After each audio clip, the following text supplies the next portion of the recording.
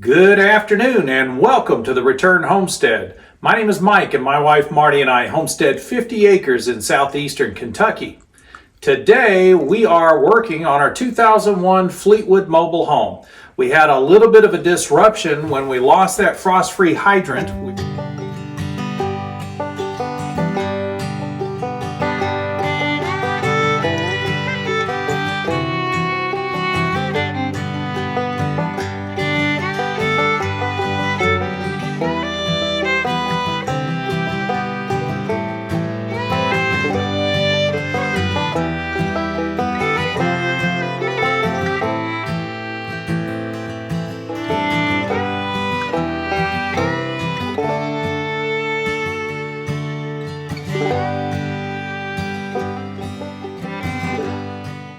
We've gotten that completely repaired and now it's time to get back to our remodel.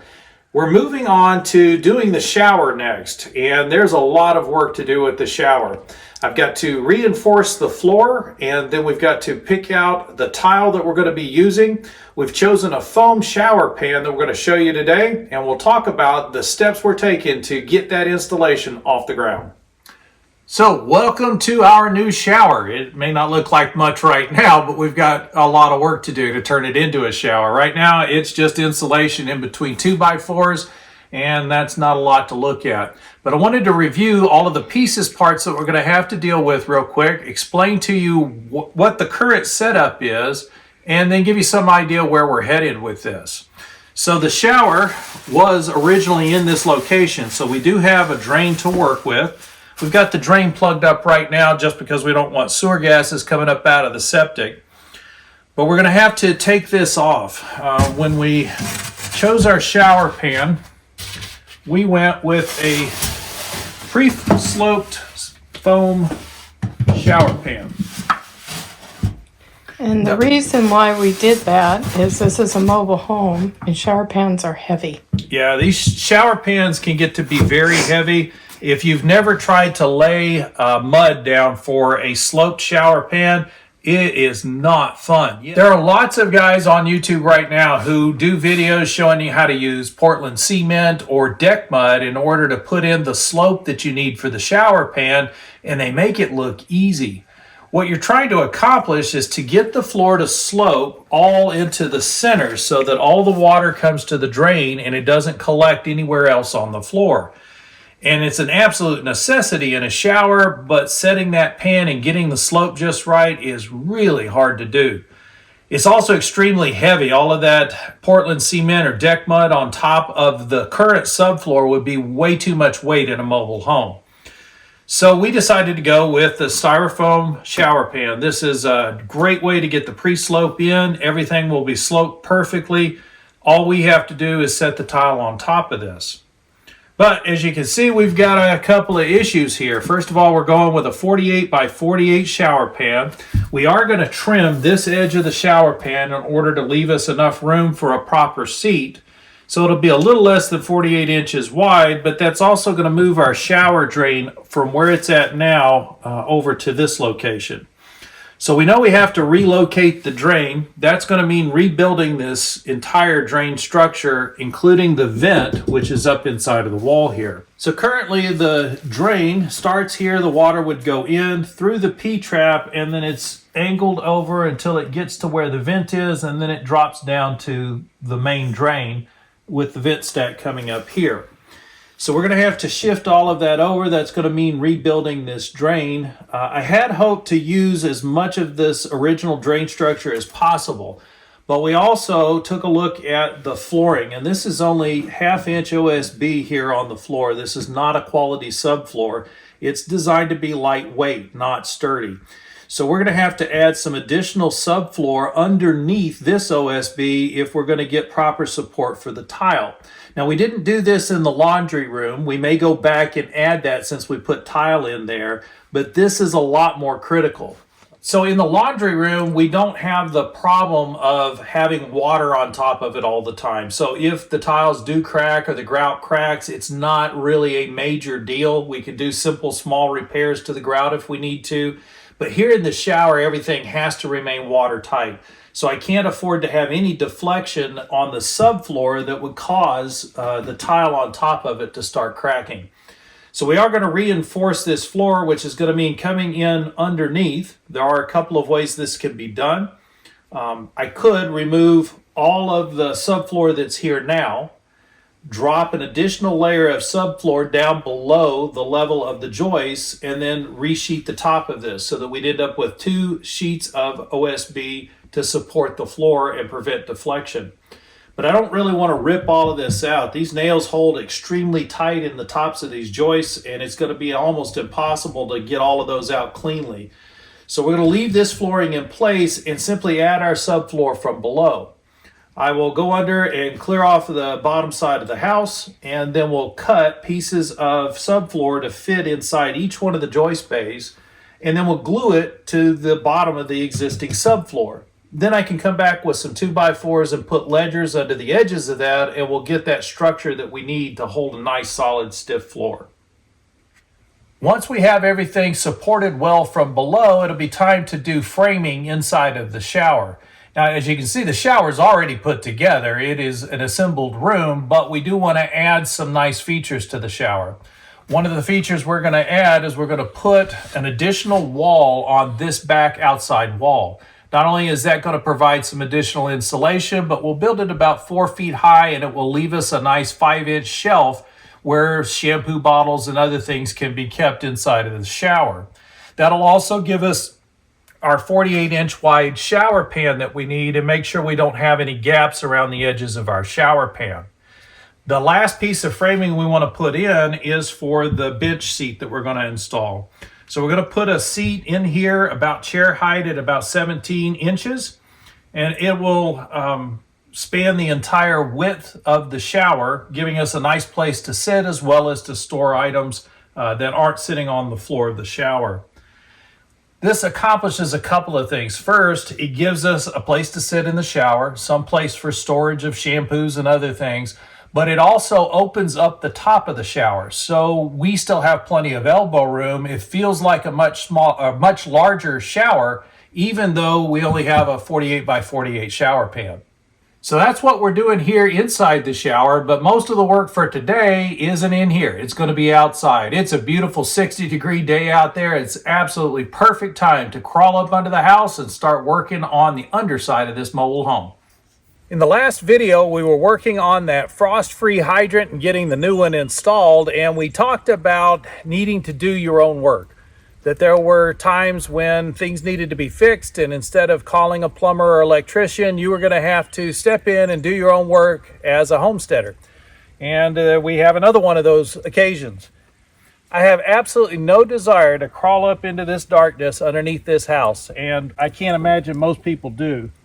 It's kind of a scary place. There's possibly black widows, could be snakes. There's all kinds of potential problems under there.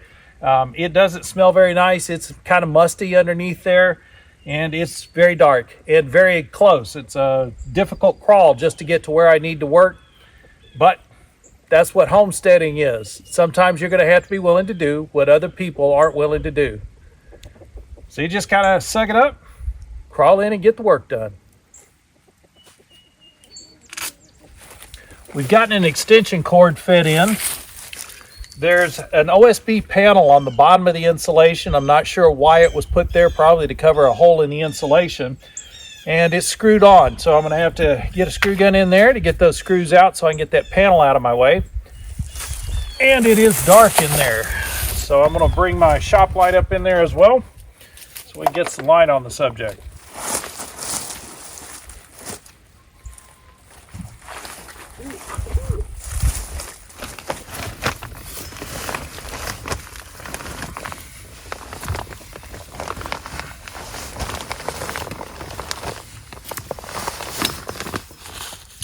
In case y'all are wondering, we have confirmed that this mobile home was backed into something. In fact, the bottom of the mobile home hit an incline as they were backing up down a hill, and it has ripped some of the metal supports off of this corner, bent this piece of angle iron way back underneath. It's actually slightly compromised the end of this steel beam. It's just the one steel beam that looks like it's bent. The rest of them are perfectly straight.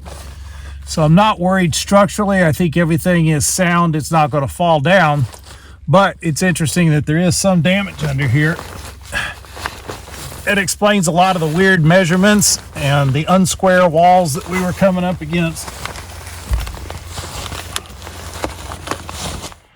So the first thing I've got to deal with is this chunk of OSB that is hanging off the bottom of the insulation, which is kind of odd. There's not really anything to secure it to. My guess is that they tore into the insulation to do some work on the drain at one point. And rather than taping up some visqueen to cover the hole, they stuck some 2x4s inside the insulation and screwed this panel off on the bottom. It's, I guess, an adequate solution, but it's in my way now, so we're going to have to get this panel to come down.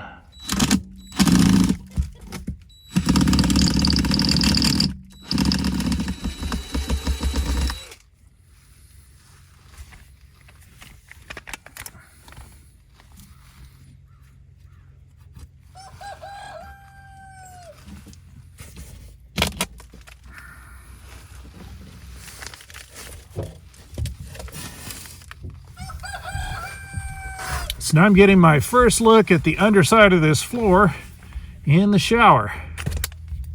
So there's the bottom of our P-trap. Maybe hard to recognize some of these pieces parts. We're underneath looking up at it. Not a common view for your plumbing. So there's the P-trap coming down from the drain. You see the shower door up there through the floor. And then the drain runs off that way, heading towards the vent. All right, change of plans here. That is the ideal way to fix this subfloor, is to do it from below. That way we don't raise this floor up any, but I have only just gotten the insulation off of most of the bottom side of the shower. There's still a lot of that insulation that I need to work down, and it's too difficult to work in those tight confines, so it's taking too much time. So we're going to change plans and put the OSB on top. So we're just going to nail it down to the existing subfloor. We'll probably use some liquid nails to make sure everything is well attached, and we'll just lay in our additional subfloor up here. The things that you need to consider when you decide to do something like this is exactly how tall is your shower. So we are just over 7 feet at the outside wall, and 7 feet is kind of a capstone sort of limit for ceiling heights if you're working with a permit. So you don't want a ceiling that's less than 7 feet tall, but this is a shower.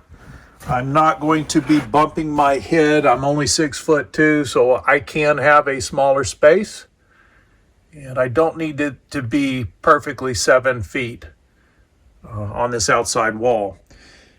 The reason I say that is I'm going to add 3/4 of an inch of subfloor on top of the existing subfloor. We're then going to put a 1-inch thick shower pan on top of that. And then we've got thin set and tile that goes over the top of the shower pan. So all told, we're adding an additional 2 inches of flooring over what is already here. Well, currently our curb to the shower is only 1 board tall. We're going to make it 2, so that'll get it up to 3 inches. It's only going to leave us with a 3/4 of an inch lip on the inside of the shower. Now that probably does not meet code. We're not that concerned about that. We don't like having a tall curb on the shower. We don't like stepping over it, so we're only going to build that 3-inch tall curb on here. So with all those decisions made, we just need to clear this floor, get this drain out of the way, and we can lay the subfloor. And just like that, we have new subfloor laid here in the shower. So we decided not to assemble the subfloor from underneath, but just to put a sheet of subfloor up on top. That has saved us probably 2 days worth of monkeying around underneath the house.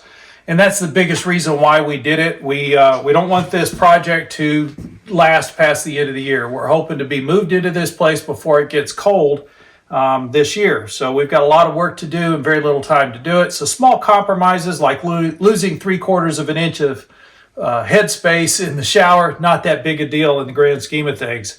So now that we've got this laid, all we really did was cleared the floor off, got everything cleaned out, got all the debris cleaned up, put a little liquid nails down on the floor to make sure these two pieces of OSB stay well connected. Cut the piece to fit and laid it down inside. Because we've got a 48 by 48 pan, we only needed to make the one cut. We'll build our back wall on the back side of the shower here, and it will butt up right to the OSB. So we'll know exactly where that wall goes now. And we're going to get this screwed down and then get the shower pan in here and show you what that looks like. So we just want to get a few screws to tightly hold these two pieces of OSB together. And yes, I am using coarse thread drywall screws for this. This is not common. You don't typically want to use drywall screws in a wet area. But I love the coarse threads of a drywall screw, especially for holding pieces of OSB together. And in the end, we're going to be painting an elastomeric compound over the top of this. So it's going to have a rubber shield over the top of it. These screws will never get wet. So I'm going to go ahead and use them because I have them handy. And there's our shower pan in place. And when you consider the number of hours required to put in a proper slope on a shower pan using deck mud, this method saves you days worth of effort. It's already pre-sloped, it's already ready to go, it's lightweight in respect of the mobile home construction we're dealing with. So I think this is going to be a perfect shower pan for us.